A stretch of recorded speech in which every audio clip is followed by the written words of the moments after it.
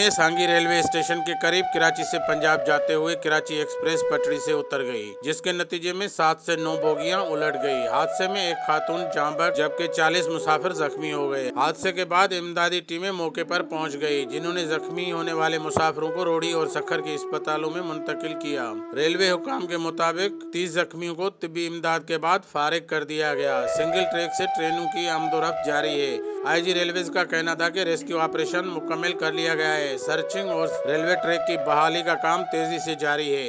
इमदादी कार्रवाइयों में पाक फौज और रेंजर्स के जवान भी मसरूफ थे। इब्तिदाई तौर पर हादसे का सबब बोगियों की कम्पलिंग टूटना बताया गया है। वजीर रेलवे आजम सवाती का कहना है कि रेस्क्यू ऑपरेशन की बराह रास्त मॉनिटरिंग की, ट्रैक जल्द से जल्द बहाल करने की कोशिश कर रहे हैं। हादसे के मुतालिक रिपोर्ट 4 से 5 रोज में मिल जाएगी। जो भी गफलत का मर्तकब होगा उसके खिलाफ सख्त कार्रवाई होगी। रियाज अली अबड़ो, 11 न्यूज़, कराची।